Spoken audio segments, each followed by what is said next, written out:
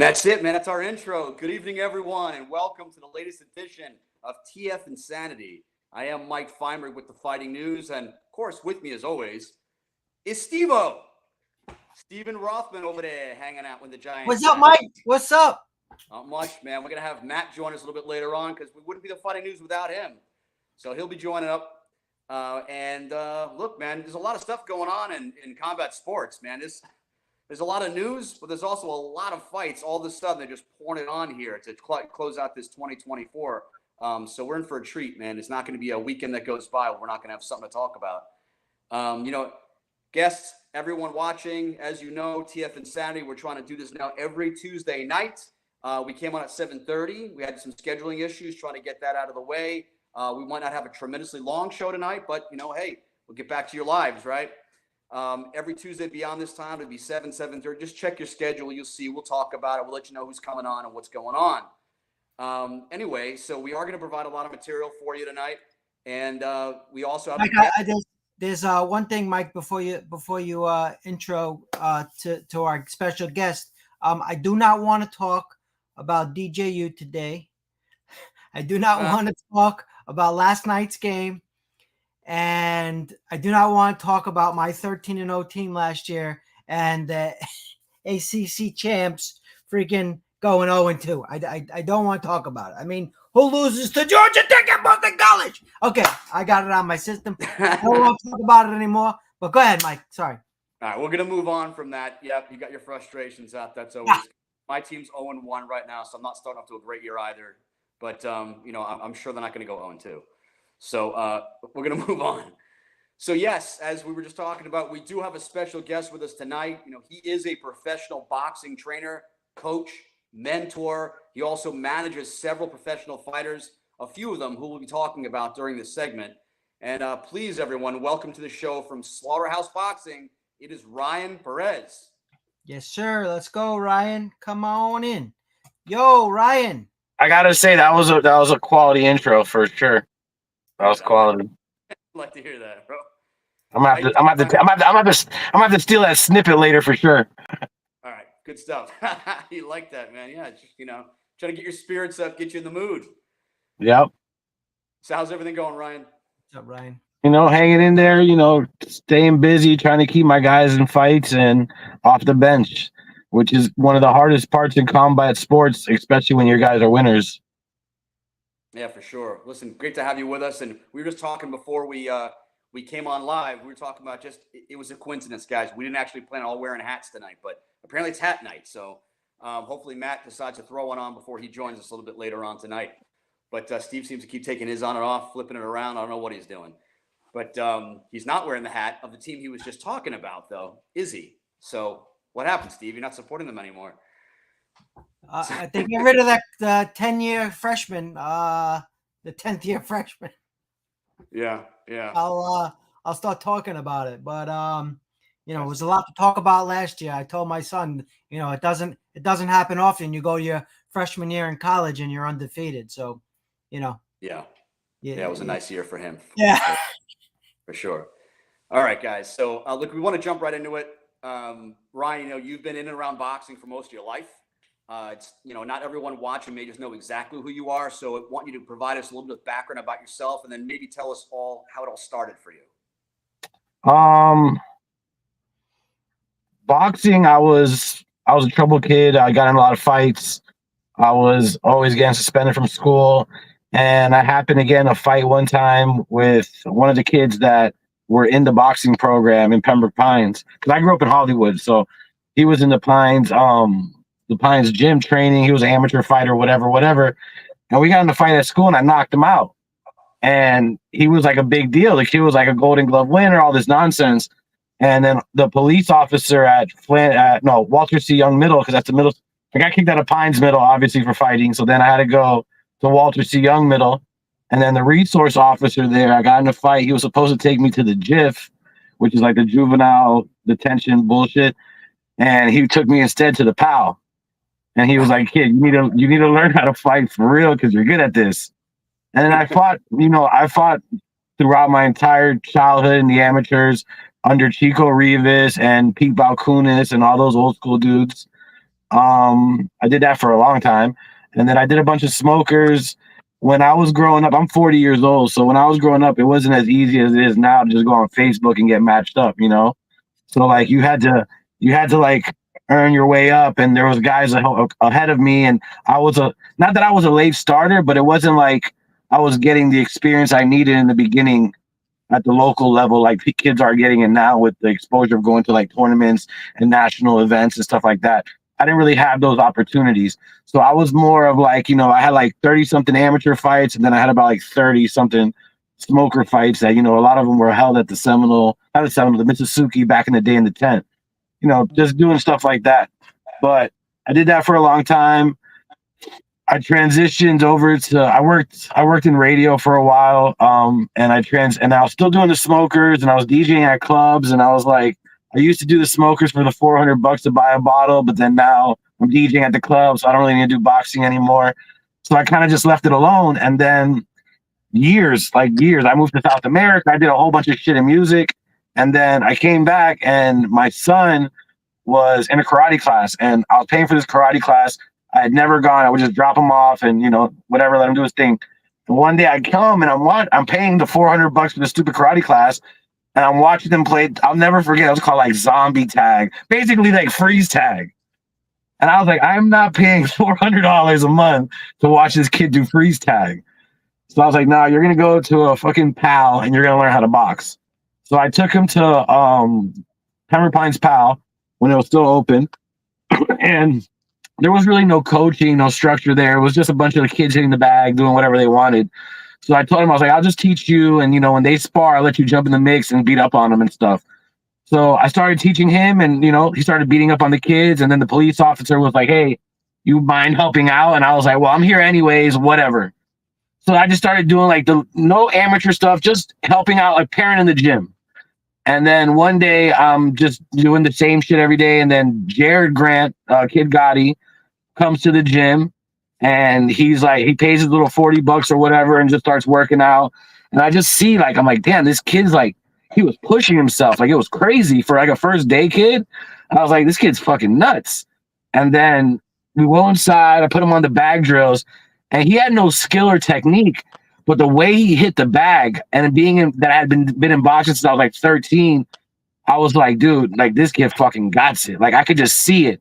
Before, like, he even knew how to throw a jab, and he'll tell you this story. Cause I told him that first day, I was like, kid, stick with me. I'm gonna make you a world champion. Cause like he had it, like I could just see it. He had it. And I taught him how to double jab right hand. First 2 weeks was just double jab right hand, come forward. And in 2 weeks of training him, I signed him up to USA Boxing. I got my coach's license, and we were in a fight on a card in Fort Lauderdale somewhere 2 weeks in. And he went 6-0 as in the novice division with only knowing jab, right hand. That's all he knew. Because I took like 6 fights like every week, because I was so amazed at like what I was seeing develop, right? And we from there the PAL closed. Then we ended up in Davy PAL, and Davy PAL I had a lot of fighters out of Davy PAL that were good. But three standouts was Bobby Henry, Bryce Henry, and Howard Davis. So, and Tyreek Jones. So I had those kids, and I had Jared, and it just became like a real thing. Like, these kids wanted to fight, and I was already committed with Jared, because I truly believed the first day I saw him hit that bag that he could be a world champion. So I was already committed with Jared, so I was like, let me see how I can make this work for all these kids. And then that's when I started getting involved with the police departments and like Hollywood PAL, Davy PAL, Cooper City, all those places, Fort Lauderdale, all those places that help fund these kids to grow them into professional fighters. And we were super successful with that. Another big person that helped my kids. They help a lot of people, but they specifically helped my kids was Title Boxing, Sugarbird Boxing. Like, these people went above and beyond for my fighters as amateurs. Fast forward to COVID, I'm getting Bryce and little Bobby ready, and Jared ready to go, and Howard. Tyreek had already transitioned to train with Chico and Steve. but I was getting them all ready to go to nationals and try to make the Olympic team. So I had a goal in my mind. I was like, I'm going to beat the shit out of like 5 different weight classes with my guys. Yeah. And COVID hit, all that went to shit. They didn't have the trials. They didn't do any of that. So I was kind of stuck in between a hard place and like a hole in the wall. And Jared was Howard first was like, oh, have you heard about this bare knuckle stuff? And I'm like, no, I really haven't heard about it, but I'll look into it. So I started looking around, boom, boom, boom, and I came across it. And I came across people that I knew that were involved with it. So I started asking questions or whatever. And like 90% of the people that I was talking to about it at that time was like, that's fucking crazy. Don't do it. That's the dumbest shit ever. Don't do it. So I was very like hesitant. But then I had to really sit there and think, and I was like, which one of these guys, Howard, Jared, Bryce, and Bobby, like, which one of these fucking animals are brave enough to do this shit when it's the Wild Wild West? Right. And the only one I could think of was fucking Jared. I was like, this kid is fearless. He's always been fearless. So I'm like, you know what? If I'm going to try this shit with anybody, I'm going to fucking give it a go with Jared. Yeah. And it is what it is. So COVID's happening. Nobody's fighting. And the only people putting on shows is fucking BKFC. They were the only ones. And we had a show in, where was it? Daytona Beach. So it was Jared's pro debut in Daytona Beach. And he's on a card with Thiago fucking Alves, like crazy, and the Juggernaut, and like all these dudes. So we're more like starstruck than fucking even worried about fighting at that point. Because we're like, dude, this shit escalated very quickly. Like we went from a pal kid to we're on professional fights now. So and I'll never forget it, man. It was like a shock because we were in the bag for that first fight, Jared's first fight against Josh Boudreaux, and then the staff of BKFC was like, "Hey, you guys are gonna come out in 10 minutes or whatever, right?" So I was like, "All right, that's annoying." I was like, "We'll be ready." Literally, you hear in the crowd go crazy, like, "Oh!" They fucking turn right around and they look at us like, "You're up next. Walk to the line." So we had to walk out to the line where the fucking curtain is to come out. So like that culture, that shock of like, oh, this shit's about to really go down. Yeah. I swear to God, when I was walking behind Jared on that first fight, I was like, this is a horrible idea. Like, what am I thinking? Like, why am I doing this? I'm like, I have love for this kid. Like, why am I doing this fucking kid? This is horrible. And those are all the thoughts that were going. And I've worked thousands of corners and in boxing prior to that knuckle fight, right? And I swear on everything, my heart was in my fucking throat. Since the first bell, when that bell rang, and I knew Jared like was the better fighter. Like I knew he should be able to beat that guy. Like I knew all those things going into it, but it was the unknown. Like we've never done this before. Like I know you're an animal, but this is the unknown. Like we don't know. And yeah, it was fucking crazy. And that was, and from there just escalated. And with Bobby and Bryce, we had signed them to Signature Punch, which was Gary Lewis, which that shit went to shit. So we had to get our release from that, which took fucking forever. Mike, you were at that fight with me in Daytona, right? I went to the one in Tampa with you. Tampa? I was there. I was in Daytona. Yeah. So then the boys, Bobby and Bryce, were stuck on some stupid ass contract for like 2 years, bro, sitting the fucking bench for no reason, just because people are petty. And then I was able to finally get them out of their contract, and nobody wanted to fight Bryce. Like in boxing, it was like fucking impossible to get a matchup. Like, no, we don't want to fight him. We don't want to fight him. At that time, they were 4-0. Both of them were 4-0, Bobby and Bryce. Couldn't get a fight. There was no fucking way around it. Couldn't get a fight. And then I was like, fuck it. Let's just take a bare knuckle road with Bryce too. And I threw Bryce in the fucking mix. And then, now he's getting a little bit of attention, and now we're getting some fights in boxing, and things are moving along. But it was a good hard 2 years for Bobby and even Bobby still hasn't fought. If you think about it, he's inactive in boxing. He hasn't fought in over like almost 2.5 years because of bullshit. So it definitely has its ups and downs and stuff. And like, I mean, I've definitely had some good experiences, but I would definitely tell these kids stay in school. That's fucking for sure. That's fucking for sure. This ain't it. This is not it. And I tell all my fighters though, just straight up truth. I tell them I'm gonna last longer than all of you in this game, and they're like, "Why, coach?" I'm like, "Cause I found a way to make money in this shit without getting hit in the face." So that would be my. That's I give them all advice. If you love combat sports, find a way to make money in combat sports that's not you being the fighter, and then you can you could actually enjoy it a little bit. Right.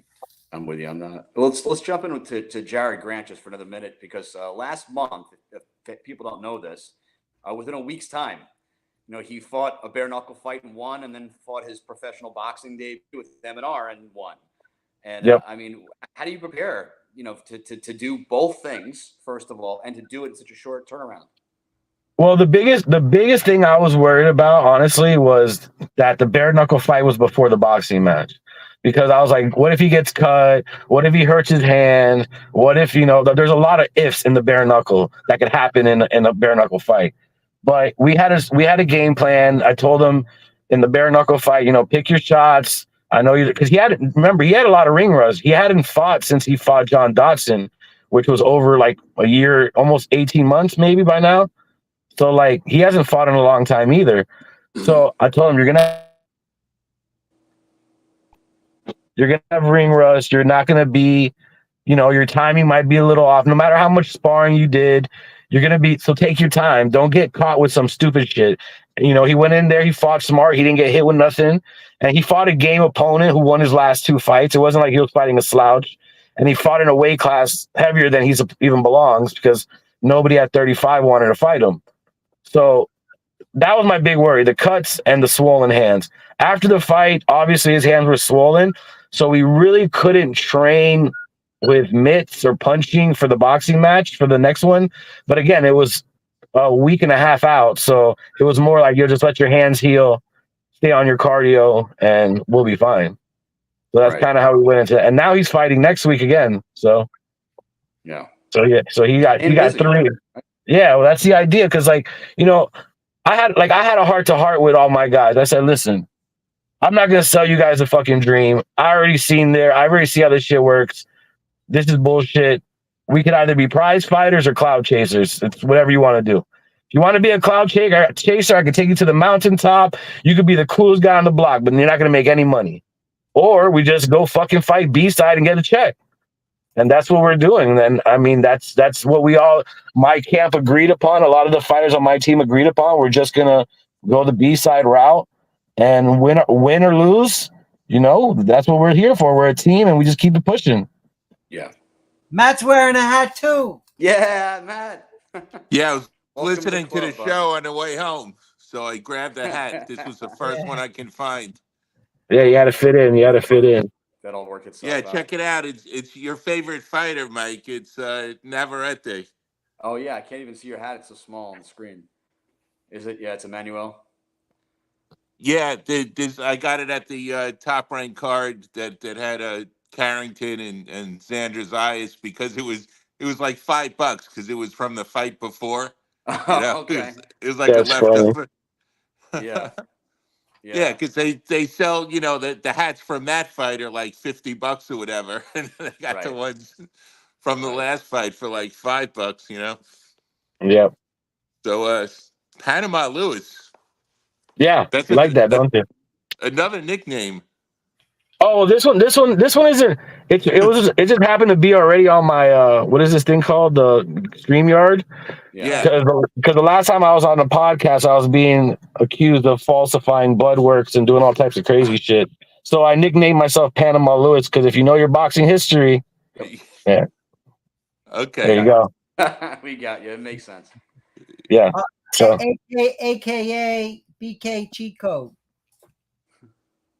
Yeah, Fame. I gotta give Fames that one. Fames nicknamed me the cheat code because he was getting beat up in sparring one day, and I was like, "Bro, I'm gonna literally walk behind you in the ring. I'm gonna whisper right next to you what the fuck to do."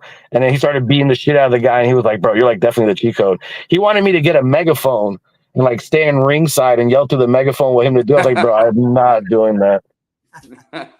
Nah. 1, 2, 3, 4, 5, 7. Then the other guy can hear too. Yeah, no, but see, the thing is, I figured that out. Coaching so many years, like all his coaches pretty much have the same punch counts. So like, I got like codes with the boys, like certain like code words and shit, like a dagger and certain different things that they know what I expect. For sure. Yeah. Yeah. Oh yeah. Yeah, I So like when they say Rambo, Rambo. yeah. They got All right, Ryan. So Ryan, we talked a little bit about Jared. Just want to go back to this, and we were talking about the Henry brothers, and as you said, I mean, Bobby's obviously not getting an opportunity. He's not been able to be out there, and any news, any talk about maybe when he will, any conversation about a fight for him? So the thing is, where I'm at right now is I'm pretty much, I'm not willing to sell their, again, like I have enough knowledge now in this fight game that I'm not willing to sell their soul to a promoter at a low level for 30%, that all they're going to go do is shop it at the next level. You know what I mean? Right. So if you're not, like, these promoters are just offering like, oh, well, sign for 5 years and we could do this, but you're not guaranteeing anything. I could do that. I could say in 5 years, I'll make you $1 million, sign this paper, and I want 30%. And then you lock yourself for your fighter into a situation that we were already in at one point in the beginning of their careers. So I'm more in a position now where I'm looking for angel investors or people that aren't worried about where their money's going, just on their return and how it's going to work. You know what I mean? Like, I don't want you to fucking give me your opinion on boxing. I don't want you to give me your opinion on who the fuck my kid should fight. I don't want none of that. Like, I'll make those plays. If I have the finances to do that, I can make it happen. So with Bryce right now, that's why he's being so active, is I was able to get him an investor. So I don't want to over, my investor's okay with putting, like, look, Bryce fought last in M&R, and he's fighting again in Tampa. So 6 rounders are average of $4 to $5 grand, $6 grand, around there, right? So this guy's put in a good chunk of money in the last 30 days on one fighter. So I don't want to overextend him and be like, oh, let's do Bobby too. So my goal is to you do it with Bryce and show him, hey, look, my proof of concept, boom, this is what we did. Let's do it with his brother now. Let's do it with Jared. Let's do it with Jomi. Let's do it with so and so. So that's kind of like where I'm at. Like, I think I hit a roadblock in my projection of like my fighters when it came to like the finance part, because I was financing all this shit in the beginning of the pro stuff, but then it got to the point where it's like putting in my fucking kids' lunch money in this shit. You know what I mean? So it's like, especially when it was $1,200, $2,000 for a 4-rounder, cool. But once we get into 8-rounders, you're looking at $10,000, $8,000. And who the fuck's going to pay for that? Who's going to pay for that? But like, just by Bryce fighting the guy he fought last, because I try to pick strategic opponents also. He fought the dude that he fought last, which I can't remember his name off the top of my head. He fought everybody. He fought Jova Estrella. He fought Pendleton, that Bryce beat from the Jake Paul shit. He fought a bunch of top contenders, and nobody knocked him out. Everybody kept it. He stayed in the fight with everybody, and Bryce made that shit look easy in 2 rounds. Yeah. So Yeah. that took Bryce. He was ranked 100 and something before that fight in boxing at 160. Now he's in the top 30. So I feel like the way BoxRec works is if the kid stays active and beats 50-50 or better opponents, he flies up those rankings. Right. So I explained to my investor how it works, and I'm trying to get him to the top 10, get a junior title shot, and then take it from fucking there and see what happens. And I'm not opposed to B-side opportunities. I'm not one of these guys that's going to be like, oh, well, I'm not going to fucking take that fight, because no, give me the B-side. Let me upset people with Bryce. I want that. That's what I want, you know? Yeah, well, you're going to get the attention that way. Yeah, and we're going to get fucking paid that way. Yeah, I remember a couple of years ago, Bryce was on that card with the Signature Punch Boxing, right? Yeah. And Giovanni, how do you say his name? Is it Estrella or is it Estella? Estella, but yeah. Okay, so he was in the audience, and I was talking. He was sitting right behind me, and he said that Bryce was one of the best guys that he sparred with from down here, from this area. You know. Yeah. I mean, Yeah. I will tell you this, he is special. Like, He's fucking. That's why. I call him my golden goose, and I call him my retirement plan, all that shit, because like he's the golden goose. Like I could see it. Like the same way with Jared. Like I knew Jared could be fucking great because I seen it from day one. With Bryce, I didn't see it day one. He developed to being great. When Yeah, he first started boxing, yeah, he was good. But he wasn't. Now he's developed into a fucking monster. So I seen it, and now I know he wants it, and I see the drive, and I see how effortless it is for him. So it's like with those kids it's that effortless. You just have to keep them focused. And I was losing his focus by not keeping him active. So bare knuckle was a lane, but now he's fucking beat everybody up in that. So now nobody wants to fight him in that shit. So now what do? We sit the bench again? So that's why and again, now it has to be the reward has to be worth the risk because I have someone financing his boxing now. So if the reward's not worth the risk in bare knuckle, it's not even worth it, right? Like, why am I yeah. going to take a random ass fight with a random ass dude for a couple $1,000s when I could build him over here and eventually get to the millions? So Right. Why don't you try and get? What about that most valuable prospects? They fight up there at the Caribe all the time. Bryce beat the guy Pendleton on that shit. We took a fight B side against if you could pull up his box rec, Steve, and find his name. His name is something Jamal Pendleton. Bryce is his only loss. Bryce beat him. And we fought on that card. We took that fight last minute on a 2-day notice, and we won, and we thought we were gonna get a call back, and we never did. So let's talk about Friday the 13th of Yeah. September. I have a lot of fighters on that day. That's crazy. Alessi Boxing Promotions at the And on Hilton. and BKFC, both of them. We can't forget about Jeremy Smith and Raymond Pell, Jeremy Smith, and Fames. Yeah. Yes. So let's talk about it. Where do you want to start? Four fighters on the Alessi card. Yes. Jared, Bryce, Melanie Shaw and Jomi Escoboza. Right. So Jomi's doing boxing. Yep. I feel like boxing isn't really a career path for Jomi. I think he's truly a bare knuckle fighter, but I feel like him getting the experience of boxing is going to make him a better bare knuckle fighter. Because I feel like that's where a lot of his bad habits come from, is not having the boxing experience. So yeah, he's not going to go fucking 20-0 in boxing, but he's going to gain the experience that he didn't get as an amateur. And I think it's going to translate super good into his bare knuckle. That's my game plan with Jomi. It's not so much, hey, bro, let's take a run at becoming a fucking champion in boxing. It's more, let's get that boxing experience that you didn't get in the beginning of your career. And yeah, you can make some money at it too. And yeah, you're going to win some of these fights because you're not a bad fighter. But I mean, we're not here to win or lose. We're here to gain that experience that you could transfer over to your bare knuckle game. That's going to make you a better fighter. So that's kind of what my goal with Jomi is in the boxing situation. Right. And I was looking at the flyer, Ryan. Is this the first time that you're all B-side? I'm a B-side guy, bro. Like, I'm okay with that. Like, I'm okay with being the B-side. They pay more. And if you know that your fighters are good and you're confident, I mean, there's no, like, look, Jared's fighting a guy who's 1-1. Jared's 1-1. That's fucking good fight. Like, who gives a shit? These padded records where you go to these shows and guys are 8-0 and they're still fighting cans. Like, come on, bro. Like, what are you doing right now? You're not doing shit. You're just selling tickets. So I don't want to do that. I want to put my kids in tough fights, not tough fights, but winnable fights, but competitive fights. Something that they're gonna gain something from that fight. They're not gonna just go in there and smoke a dude's boots.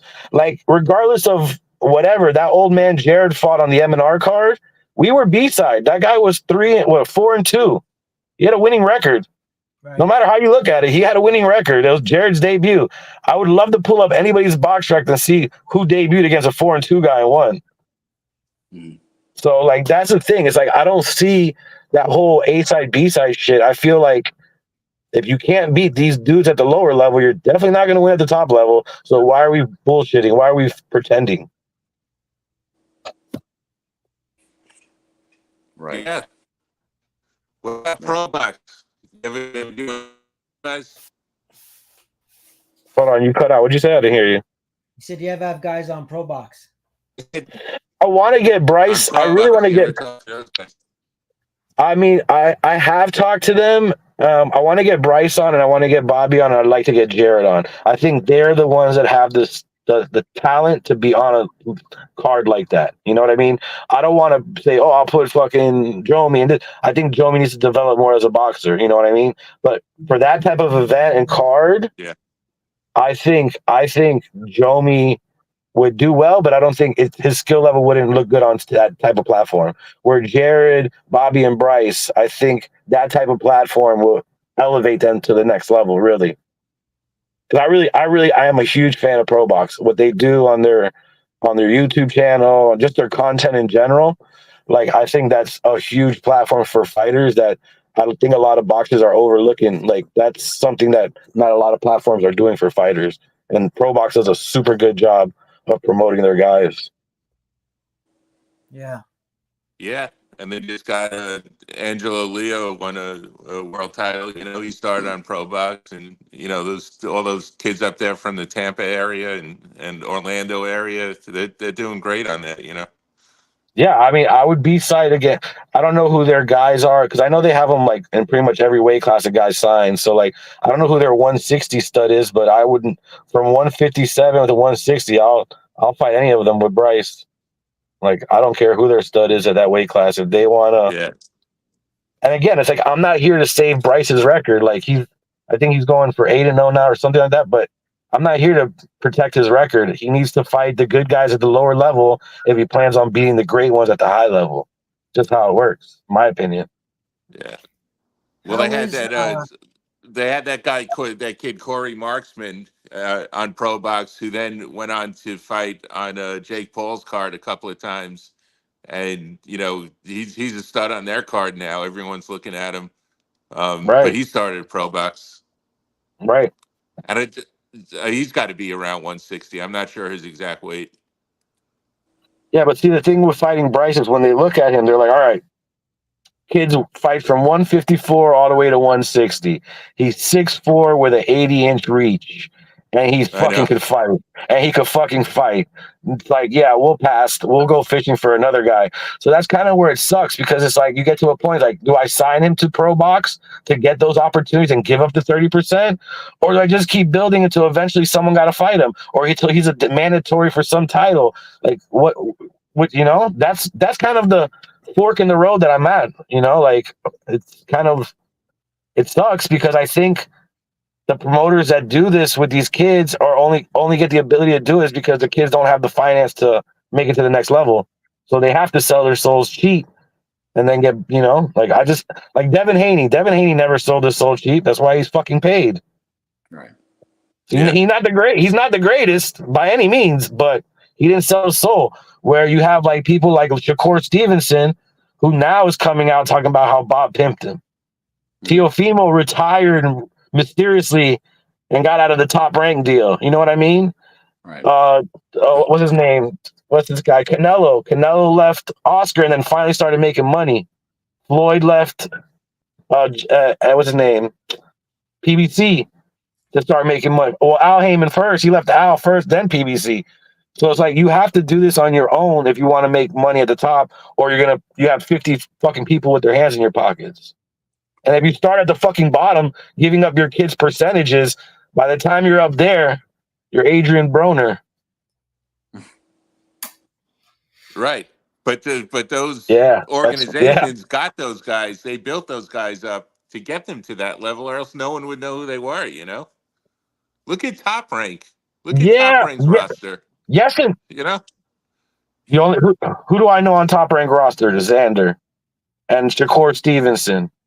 Well, like Yeah, look at the look at the heavyweight that Richard Torres. You know, I think Lorenzo Richard Torres. Medina would smoke him. Yeah, I think Lorenzo would definitely give him a run for his money. But the thing is, what risk versus reward? Like at that level, unless I could come to that guy and say, I'm going to give you a fucking $1 million to fight Lorenzo, piss off. That's just the reality of it. Like I could get, like that's what I'm saying. Like you're saying, like, oh, Top Rank will build him. I could get a super fight for Bryce if I got the money. Because that's all it comes down to at the end of the day. They don't give a shit if Bryce, oh, he's famous, oh, he can sell tickets. They don't give a shit. I got $1 million for the guy. And then everybody's going to stick their hand in his pockets and give him $500K. And the fight will happen. So that's kind of like, that's just the reality of boxing. It's, big pockets go further. That's it. Yeah. What do you think about the upcoming fight we have with Canelo versus Edgar Berlanga? Berlanga? I mean, I think Edgar gives him a good little 6 rounds of sparring, and then Canelo gets him out of there. 6 rounds. Yeah. At 5, the over a 5. But see, Canelo has a unique style that what he does the same shit to everybody, and everybody knows it, but no one stops it. Like, he just cuts off the ring for the first few rounds. He punches you on your joints, on your arms, and he just slows you down. And then by round 6, he hasn't even really tried to hit you in the face too much, but your body's beat up. And then it's when he starts trying to fucking counter you and take your head off. So, it's just a Canelo style. Like, he's just gonna beat Berlanga up, and if Berlanga can't push Canelo back, which I doubt he can, it's over for him. Yeah. But I am curious to see how that plays out, because I have had Bryce spar with Berlanga. So I've seen where Bryce looks like with him. So I'm curious to see what Berlanga looks like with Canelo, so I could kind of like put my finger somewhere on the scale of where Bryce would be. I'm just like, I've seen Berlanga fight a bunch of times. I'm just like really happy for him that he got, this fight. Like, yeah, he got paid. That's the name of the game. Changing fight. Yeah. He got paid. That's the name of the game. You know what I mean? And that's what a lot of these fighters don't understand. It's like, that's not the right fight. That's not this opportunity. That's not that. Man, I don't give a shit. If the money's right, that's the right fight. Right. Yep. And that's really the whole thing. It's like, I was negotiating not too long ago with a fight for Bryce in Russia, but the Russian dudes, what they were offering, I could get here. So why fly all the way to Russia if you're not going to make it worth our while, Yeah. Exactly. So it has to make sense. Like, the money has to make sense. Everything has to make sense for us to even like go that route. But it's just, that's the name of the game, is make that money. Look at Jova. Jova fought that dude. Where was it? In Japan or whatever? I don't know if you guys saw that, right? His fight in Japan. Right. Yeah. I didn't see the fight, but I know he went over there. That was the tournament. Yeah. Right. So you fought in this tournament.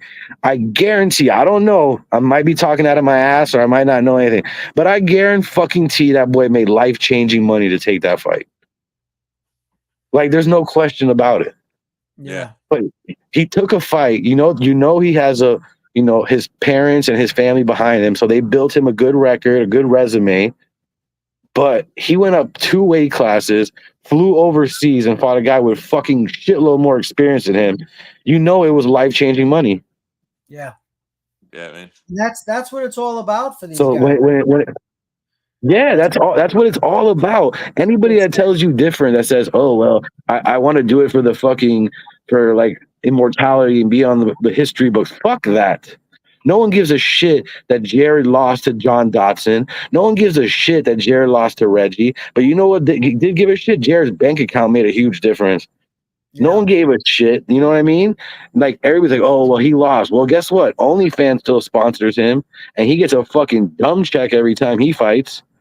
So who gives a fuck about winning or losing? It's about being an exciting fighter, and it's about people supporting you and believing in you. Once you have a fan base, they don't give a shit if you win or lose. People still call Jared the champ to this day. Like, "Hey, champ, he lost like fucking 3 years ago," and they still think he's the champion, So it doesn't really fucking matter. It's just making that money, because, like, again, I'm only 40, and I've had some fucking crazy life experiences already. But the one thing I always tell them is, when you're fucking my age, none of that shit matters. Like, oh, who did that? None of that matters. All that's going to matter is, can you support yourself and feed your family? Because you can't do this shit forever. And I tell them all the time, I don't want to see none of you being fucking 50 years old, 40-something years old, still fucking fighting. That's not my goal for them. I don't even want to see them cut or hurt. I want to see them all leave sane of mind, money in their pocket. I taught all of them. Some of them have applied it, some of them haven't, but I've taught them all how to create a business, how to create an LLC, how to pay themselves through their business so they don't get raped in taxes. And even though they're not making that big money yet, when that big money comes, they're already set up for success. Where that's a lot of coaches, maybe they don't teach them that because they don't know that shit themselves, and they don't know how to do the money management shit themselves. But you know, these are things that, you know, if I have the knowledge, I'm gonna feed. I love these kids, bro. These kids have stuck with me since they were little kids. I want to see them successful. I want them to be able to say, I'm fucking good because Ryan taught me how to be good, you know? Right.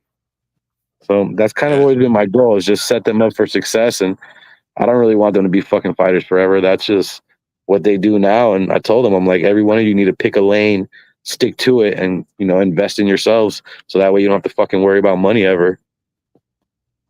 Yeah, man. So, hey, back up for a minute. How did Bryce do in sparring against Berlanga? We were invited one week and then we weren't invited the next week. So that should tell you all you need to know. Yeah. You know, he's 6'4" and he's got a long reach. And I mean, how tall is Edgar? Edgar's, I don't He's think up there, but he's not taller than Bryce. No way. No. But he does outweigh Bryce by like 20 fucking pounds. Yeah, I know. Right. So that's the thing there too. He's a bigger guy, but you know what? I'll take the guys with the longer arms, and I've said this a bunch of times because they're always the ones that hit the hardest. I'm sorry, my screen's black. I'm driving somewhere. I have like a prototype fighter that I've come like after also like Jared's not a perfect fighter prototype because I feel like the perfect fighter.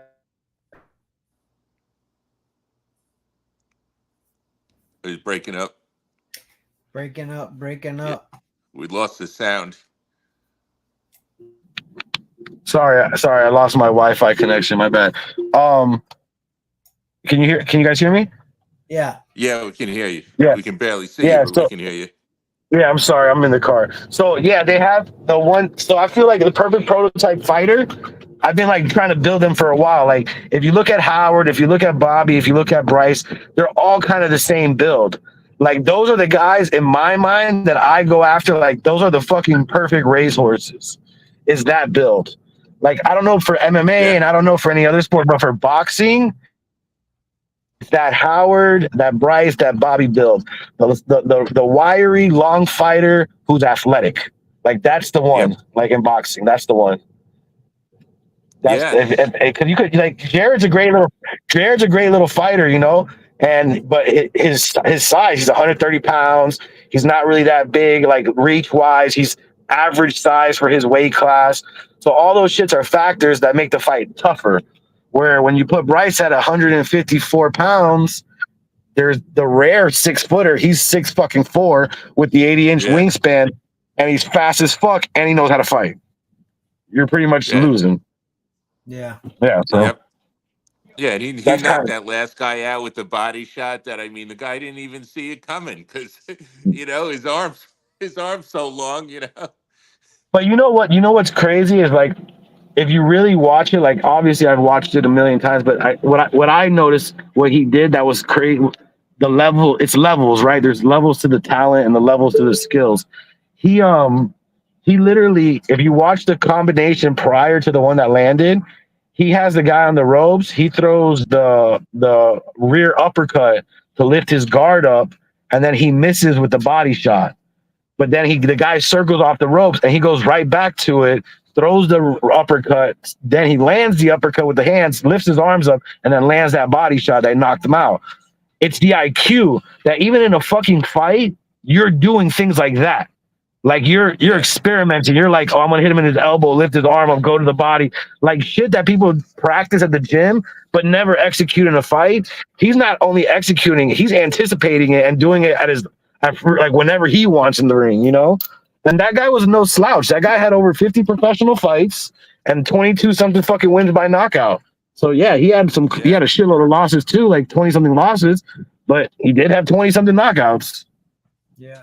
And he's having fun doing it because he's He's certainly smiling all the time in the ring. Man, I have not put Bryce in second gear in a professional fight yet. Yet. The last Yeah. time I had to make Bryce actually work was I had him sparring this guy called Ammo Williams. I don't know if you guys. He's a up there pro. He just lost the last. He actually lost his last fight after sparring with Bryce in camp. But like I had Bryce go up, turn up on second gear on that guy because he was legit very skilled fighter trying to kill Bryce. And I was like, man, this is the type of guy you got to go into second gear. So then when I put him in second gear, I mean, you already know he beat the fuck out of that dude. And then again, another camp we got uninvited to. We were getting $500 a week too, man. We're loving life. 6 rounds, $500. Got cut off. Always happens. Bryce doesn't know how to play well with others. Bryce doesn't play well with others. That's the problem. Future superstar Bryce Henry, check him out. Ryan, we want to have you again on the show next week. I know you have 4, 5, 7 guys fighting and girls the 13th, Friday the 13th. So maybe next week we get you guys on today. Yeah, we could definitely get some guys on. That way they could, you guys could talk to them and pick their brains a little bit. Yeah, thank you so much for coming on, Ryan. And I'm sorry for the dark screen. I'm sorry for the dark screen. Jeremy but wanted to come on. Yeah, but Jared's mentally ill. So unless you're ready to entertain that, then that's the luck. Like that boy's special, No, like well, look, Steve's a little mentally ill, and I'm. I mean, we're used to that. Steve Steve helped him.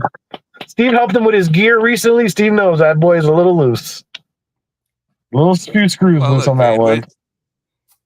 We're professionals here, we take that seriously. So, but I was talking about Jeremy Smith. I ran into him a couple of weeks ago, and he said he wanted to come on the show. So, yeah, let's get him on. I'll set it all up. Just let me know, guys.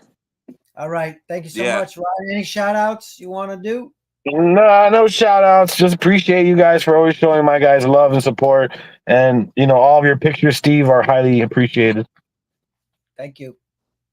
All right. Good seeing talk to you guys later. Yes. All right, Ryan. We wish your guys the best too. Thank you. Appreciate you guys. Later.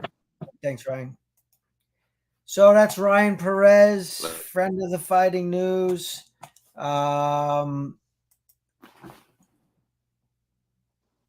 So let me just take off. He's been on the scene for a long time. Yeah.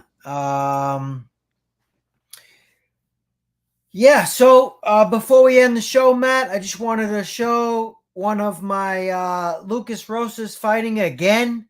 This kid is going to be a superstar. He's very active. One of his sponsors on his upcoming show, let's see if we can see this, Ice Cream Sunscreen, sent me a sample in the mail. Thank you so much. Check them out, Ice Cream Sunscreen. And are you supposed to put it on your skin or eat it? You're supposed to put it on your skin. It's got a SPF 30. Does it smell like ice cream? Are the kids going to eat that by accident? Well, it says vanilla. See that? So they might, but that's why it's got the protective cap on it. So, is there zinc oxide in it? What? Is there zinc oxide in it? Oh, you want to know if there's zinc oxide in it? Yeah, if there's zinc oxide in there, then send that over. I'll take some of that. I don't care what it's called. So this is ingredients: water, bis oxide, dimmer, dilate, sorbit. What are we looking for? Zinc, ZINC. Vanilla fragrance. No, it would be one of the first things. No zinc. All right. No zinc. But it says it works very well. Helps prevent sunburn if used directed. Use as directed. Yeah, if you put it on your skin and not eat it. VB protection. SPF 30. water and sweat resistant. But thank you so much, Ice Cream Sunscreen, for sending me samples.